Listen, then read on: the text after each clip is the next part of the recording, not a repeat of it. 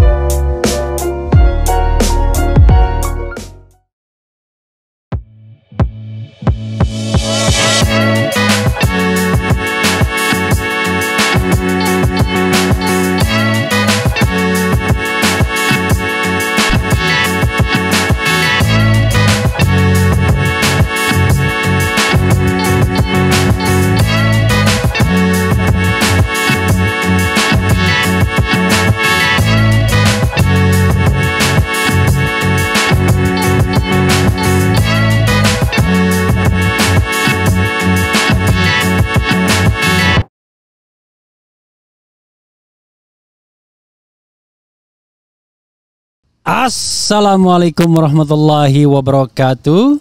Sobat RH sekalian, jumpa lagi kita di channel yang keren ini. Keren cerdas ya. Ini ada hal yang menarik ya Sobat RH sekalian, terkait dengan analisis dari dua pengamat. Satu Muslim Arbi dan kedua Deddy Kurniasyah. Jadi mereka mengatakan bahwa kalau pernyataan dari Muslim Arbi, Jokowi ketakutan jika Surya Paloh dan Nasdem jadi oposisi. Kemudian Deddy Kurniasyah mengatakan bahwa tidak berani reshuffle Menteri Nasdem, Jokowi lemah di hadapan Surya Paloh ya. Kemudian tanda tanya tentunya. Oke, sekarang coba kita lihat ya. Sebelum saya membahas lebih lanjut, posisi polling kita tidak berubah ya. 17.000 yang voting. Andai AHY tidak dipasangkan dengan Anies di koalisi perubahan, lalu KIB mengajukan tawaran untuk menjadi cawapres Ganjar, apakah Demokrat dan AHY akan hengkang? Ternyata yang mengatakan hengkang 63%, tetap di koalisi perubahan 37% dengan 17.000 votes ya, votersnya, voting 17.000, dan biasanya distribusinya sudah selesai ya, tidak akan ada perubahan yang signifikan. Oke, kita lihat dan kita bacakan kenapa dibilang takut atau khawatir atau tidak berani atau apapun, whatever the say ya. Karena ini menarik tentunya untuk dibahas lebih lanjut. Kok seorang Surya Paloh bisa menggetarkan, bisa menakutkan bagi Ahok. bagi Jokowi, bukan bagi Ahok ya, bagi Presiden Jokowi. Makanya kita lihat lagi ya. Oke, kita bacakan ya. Oke, Sobat Era sekalian, Jokowi ketakutan jika Surya Paloh dan Nasdem jadi oposisi. Oke, Republik Merdeka, selain memperkuat demokrasi, Presiden Joko Widodo akan ketar-ketir jika Surya Paloh dan Partai Nasdem menjadi oposisi saat ini usai secara resmi mendeklarasikan Anies Baswedan sebagai capres. Direktur Gerakan Perubahan Muslim Arbi mengatakan, jika Surya Paloh dan Nasdem beroposisi, maka akan memperkuat demokrasi, hukum dan keadilan yang timpang selama ini. Anda percaya akan terjadi kontrol yang efektif di DPR maupun di media yang dimiliki oleh SP Surya Paloh, dan ini akan bikin Jokowi ketar-ketir. Media mainstream tidak lagi jadi setan bisu selama ini. Fungsi kontrol media sebagai watchdog akan lebih kritis setelah Jokowi yang selama ini kontrol media akan kedodoran, ujar Muslim. Kemudian Selain itu, ujar Muslim, DPR RI akan efektif berjalan melaksanakan fungsi kontrolnya bersama PKS dan Partai Demokrat yang telah sering beroposisi selama ini karena kekuatan demokrasi rakyat akan berpengaruh pada kontrol di parlemen. Jika SP dan Nasdem di luar pemerintahan, Jokowi pasti ketakutan karena salah satu kekuatan penopangnya telah ambil jalan bersama rakyat, tidak lagi menjadi pengabdi istana. Jokowi akan menyesal karena ambil opsi musuhi SP dan Nasdem karena faktor Anies. Jokowi tidak siap berdemokrasi, pungkas Muslim. Oke, itu pendapat dari Muslim Arbi. Kalau Deddy Kurniasyah tidak berani reshuffle Menteri Nasdem, Jokowi lemah di hadapan Surya Paloh, Republik Merdeka juga ya. Tidak hadirnya dalam peringatan hari ulang tahun Partai Nasdem dianggap ekspresi Presiden Joko Widodo tidak suka dengan dipilihnya Anies Baswedan sebagai bakal calon presiden baca pres Partai Nasdem. Demikian penilaian Direktur Eksekutif Indonesia Political Opinion, Deddy Kurniasyah. Menurut Deddy, meski tidak begitu nyaman secara politik, Jokowi dianggap berada di simpang jalan. Satu sisi ia geram dengan pengusungan Anies, sisi lain meski seharusnya tidak memiliki alasan kenapa harus khawatir dengan Anies, Jokowi rupanya lemah di hadapan Surya Paloh. Itulah sebabnya Jokowi hanya mengumbar kemarahan dengan berbagai ekspresi, mulai dari pernyataan dukungan pada Prabowo hingga pesan hati-hati memilih capres, termasuk juga tidak mau memeluk Surya Paloh ya. Tetapi Jokowi tidak berani lakukan reshuffle Menteri Nasdem, demikian kata Deddy. Lebih lanjut, Deddy berpendapat gagalnya deklarasi Anies sebagai capres PKS, Nasdem, dan Demokrat sangat mungkin karena faktor Jokowi. Dalam pandangan Deddy, saat ini Surya Paloh sedang mengatur strategi bagaimana agar Jokowi tidak mengumbar kemarahan di publik. Dan komunikasi politik agar momentum kemarahan Jokowi tidak mengemuka pasca ia deklarasikan Anies, jelas Jokowi. Menarik ya. Jadi menurut Anda, coba kita polling ya. Menurut Anda apakah Nasdem akan ditendang dari kabinet atau tidak ya? Coba lihat, kita bikin polling ya. Ya sekedar untuk mengetahui pendapat Sobat RH sekalian. Menurut Sobat RH, apakah Nasdem akan dikeluarkan dari kabinet setelah deklarasi Anies ya? Oke. Menurut Sobat RH, apakah Nasdem akan dikeluarkan dari kabinet setelah deklarasi Anies? A. Dikeluarkan. B. Tidak dikeluarkan. Kita coba lihat ya, bagaimana menurut Sobat RH, apakah Nasdem akan dikeluarkan dari kabinet setelah deklarasi Anies? Dikeluarkan, tidak dikeluarkan. Kita lihat bagaimana aspirasi atau pemikiran Sobat RH sekalian terkait hal ini. Oke, jadi kalau kita lihat ya, menarik ini. Apakah begitu kuatnya Surya Paloh sehingga seorang Jokowi tidak berani untuk menendangnya keluar dari kabinet, walaupun mulai diprovokasi oleh kelompok-kelompok yang selama ini pro pemerintahan Presiden Jokowi ya. Tapi provokasi mereka adalah suruh keluar gitu ya. Harusnya suruh Presiden Jokowi yang bersikap, yaitu Presiden Jokowi yang menendang atau mengeluarkan Nasdem dan Surya Paloh dari kabinet. Jadi bukan disuruh mereka untuk mengundurkan diri. Kalau disuruh mengundurkan diri, what for?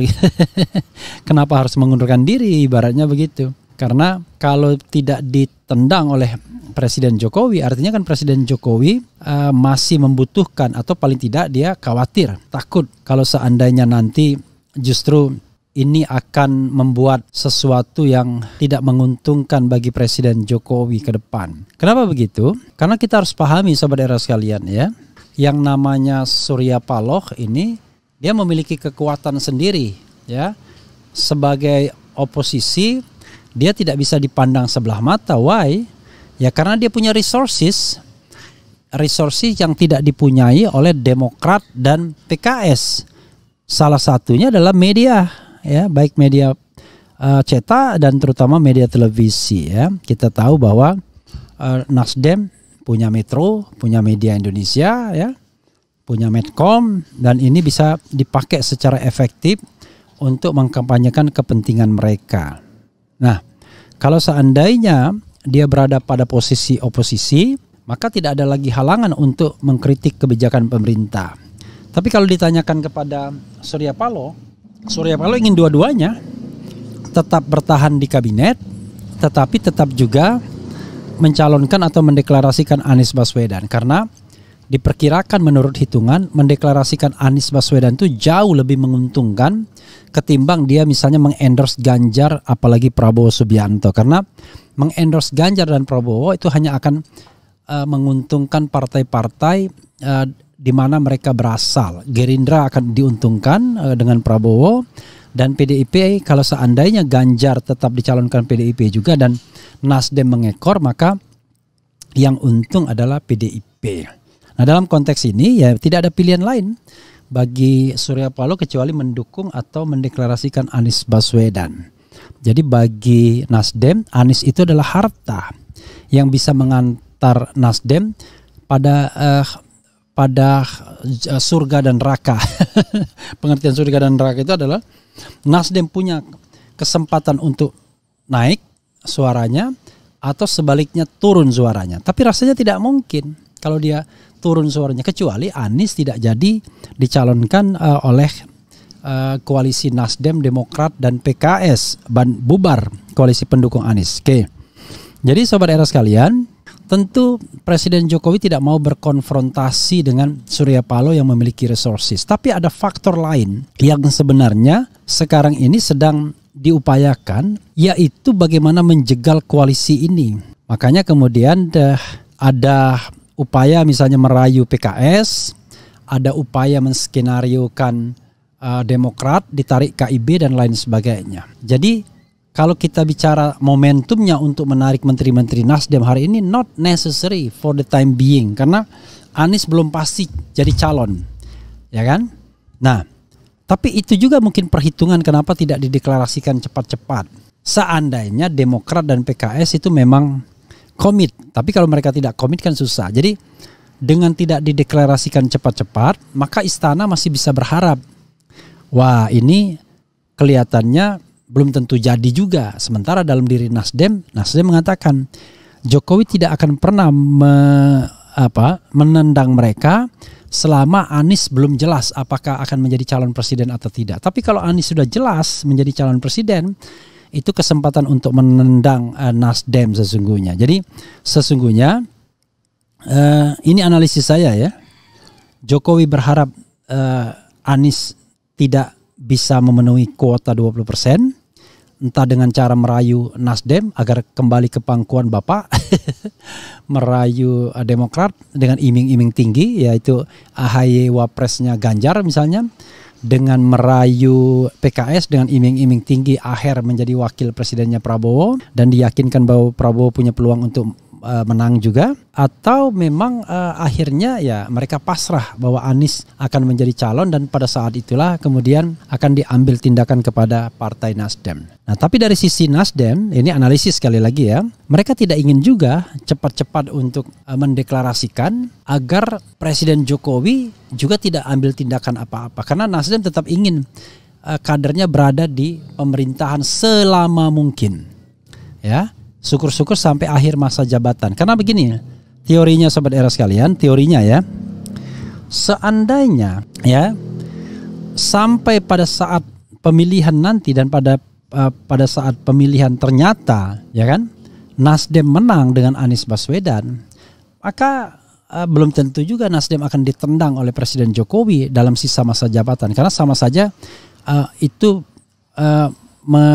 meninggalkan luka yang akan dibalas dendam barangkali luka itu. Jadi, nah tapi kalau seandainya kalah, ya kan, Anies dan yang menang adalah putra mahkota Jokowi, maka Jokowi punya keleluasaan mau ngapain. Dia mau tendang oke, tidak mau tendang is oke juga ya.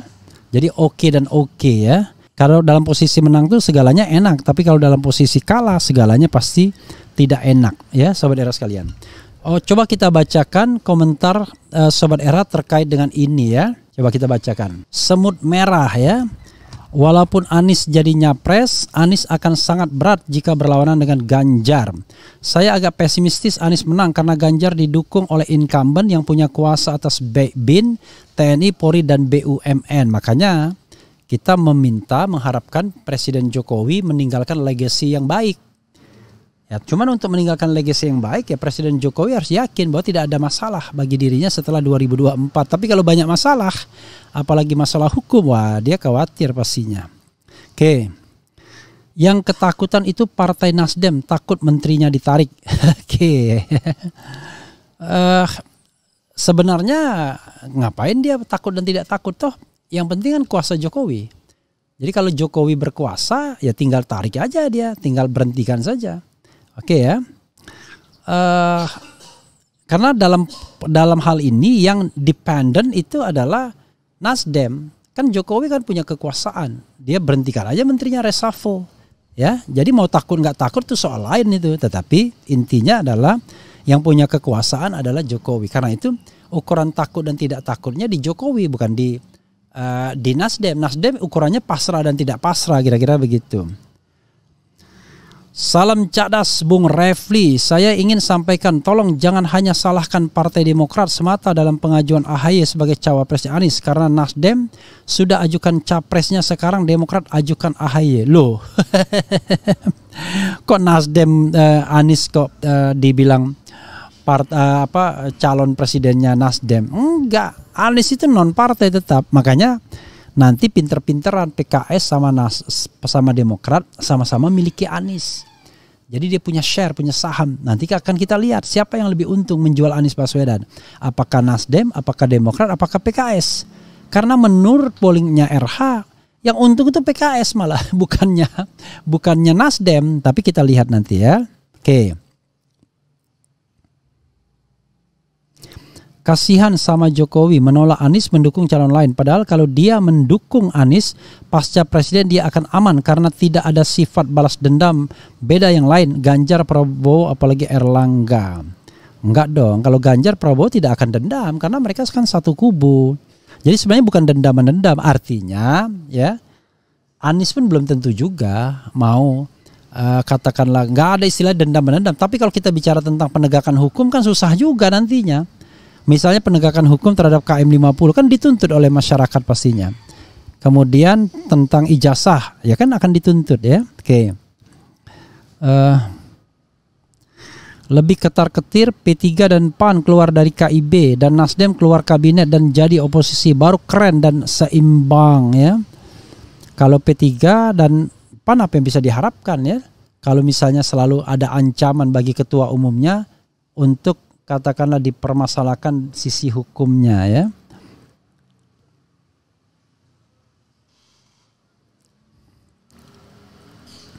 Untuk semua anak bangsa Indonesia janganlah berusaha untuk melakukan penggiringan opini. Bersainganlah dengan cara sehat karena tujuan kalian sama semua demi Indonesia dan demi rakyat Indonesia. Ya, imbauan yang baik ya. Tetapi kan itu apa istilahnya? Normatif ya, karena kalau when we take into action ya pasti ada perbedaan-perbedaan lah ya. Sama-sama mencintai Indonesia tapi caranya bisa beda-beda, pikirannya bisa beda-beda. Pak Jokowi harus legowo kalau Pak Jokowi memimpin Indonesia sangat baik. Kenapa takut? Tenang Pak Jokowi, rakyat sering berdoa supaya punya pemimpin yang baik. Insya Allah seperti Pak Anies. Oke ya. Rafli ya, wis ketar-ketir, makanya narasinya menyudutkan Jokowi. Nasdem 2024 tenggelam. Kalau saya ngapain ketar-ketir ya? Orang nggak punya kepentingan apa-apa. Kepentingan saya hanya melihat demokrasi itu berkembang secara baik ya. Jadi saya kalau ketar-ketir ya saya tidak mau mengkritik pemerintahan dong ya kan. Diam-diam saja menikmati jabatan di BUMN kan nggak begitu. Karena saya one thing for sure ya, frankly speaking, mengatakan pemerintahan ini lemah, tidak berhasil dalam 4 aspek yang seperti yang saya katakan kan, konstitusi, kemudian hak asasi, demokrasi dan pemberantasan korupsi. Jadi kurang apa lagi telanjangnya pernyataan saya ya, kira-kira begitu. Karena itu saya berharap pemerintahan ke depan ya pemerintahan yang berhasil ke dalam 4 aspek itu, selain aspek-aspek lainnya ya, seperti aspek ekonomi tentunya. Oke, jadi tidak ada ketar-ketirnya. Yang saya ketar-ketirkan adalah kalau negara ini kemudian menjadi hancur dan tidak maju. Itu yang sebagai warga negara kan kita merasa, waduh kok bisa begitu ya. Bangsa yang besar ini, the largest Muslim population kok menjadi bangsa yang paria. Nah, karena itu kita membutuhkan kepemimpinan yang kuat yang bisa membawa bangsa ini ke dalam kemakmuran dan kesejahteraan rakyatnya serta kecerdasan rakyatnya. Cina mampu itu dengan sistem otoriternya. Nah, kita dengan Pancasilanya harus lebih mampu dari itu. Nah, mudah-mudahan kita mendapatkan pemimpin yang betul-betul bisa menggerakkan energi rakyat untuk berbuat sebaik-baiknya. Itu ya, saudara sekalian. Jadi yang saya ketar-ketir itu adalah kalau negara ini hancur, negara ini tidak maju, negara ini menjadi terbelakang, negara ini demokrasinya menjadi regresif dan menjadi otoriter kembali. Itu yang dikhawatirkan, diketar-ketirkan, dikhawatirkan tepatnya. Tapi kalau negeri ini berkembang, negeri ini demokrasinya maju, negeri ini menghargai perbedaan pendapat, negeri ini sejahtera, di posisi manapun nggak ada masalah ya.